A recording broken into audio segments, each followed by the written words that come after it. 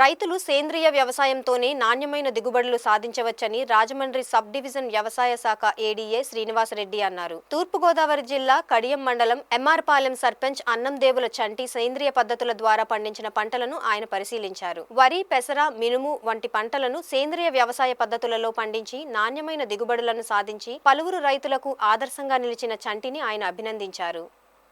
పెసరండి ఇది 60 days crop. ఇది variety వచ్చేసి అవని 63+ అనేటువంటిది వెరైటీ. ఇది యాక్చువల్గా ఈ వెరైటీని ఖరీఫ్లో వేశారు. ఖరీఫ్లో వేసినట్టు చిలకల గట్ట తినేయటం వలన పడిన గింజలే మొలిసి మనకు ఈ రకంగా పంట తయారైంది. మనం దీనికి కూడా పంచగవ్య వాడాము. వాడిన తర్వాత యాక్చువల్గా పెసర ఇంత లెంగ్త్ అయితే ఉండదు.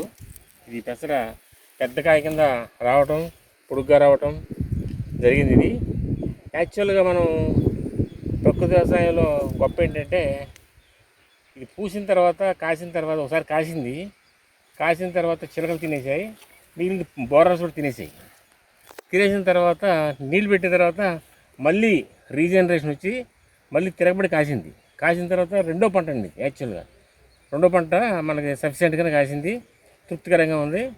కాబట్టి అమృతాలు అనేది కంపల్సరీగా వాడుకోవడం వలన ఇది పార్షియల్గా చేసాము. ఇది కలుపు మందు వాడాము, తర్వాత పురుగు మందు అగ్నాస్త్రం వాడాము. ఫైనల్గా ఏంటంటే మనం పంచగవ్య వాడాము కాబట్టి ఈ క్వాలిటీ రావటము, సైజు రావటము, బరువు, గింజ ఇవన్నీ కూడా ఉంటాయి. కాబట్టి రైతులు డైరెక్ట్గా చేసేవాళ్ళు 100% ప్రకృతి వ్యవసాయం చేసినా పర్వాలేదు, లేకపోతే కనీసం ముందు పార్షియల్ చేసినా పర్వాలేదు. కాబట్టి పార్షియల్లో మనకు మంచి ఫలితాలు వచ్చాయి. కాబట్టి రైతులు దీన్ని మనం ఈ ఫిబ్రవరిలో వేసాం, ఫిబ్రవరి 1st వేసాం ఇది.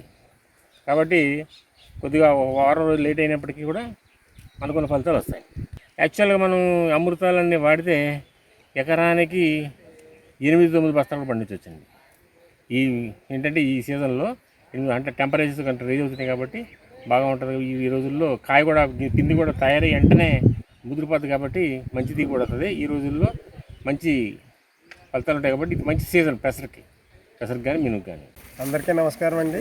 మన అన్నందేవుల వీర వెంకట సత్యనారాయణ గారు, చంటి గారు, మన ఎంఆర్పాలెం సర్పంచ్ గారు వరి 5 ఎకరాల్లో PR 126 అనేటువంటి రకం ఈ రబీలో వచ్చడం జరిగింది. విత్తనం డ్రమ్ సీడర్స్ ఇచ్చారు.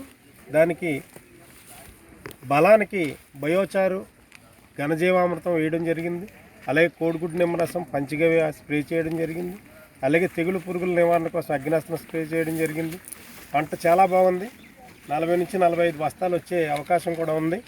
ఈ రబీలో ప్రకృతి వ్యవసాయంలో పూర్తిగా ఒక స్పూన్ కూడా ఎరువు వేయకుండా, ఒక కెమికల్ కూడా కొట్టకుండా రబీలో 5 ఎకరాల్లో ప్రత్యేకంగా ప్రకృతి వ్యవసాయం చేసి వరిలో అలాగే మినుములు, పెసలు, అలాగే నువ్వులు కూడా పండించడం జరిగింది. వారు ఆదర్శంగా ఈ సరౌండింగ్ గ్రామాల్లో మరింత మంది రైతులు ముందుకొచ్చి ప్రకృతి వ్యవసాయం చేయడానికి ముందుకు వస్తున్నారు.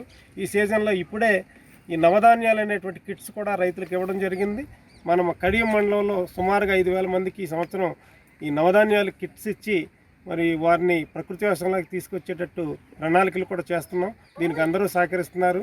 ముందు వరుసలో ఉండి మన సర్పంచ్ గారు, చంటి గారు ముందుండి నడిపిస్తున్నారు. వారికి ధన్యవాదాలు. థ్యాంక్స్ అండి.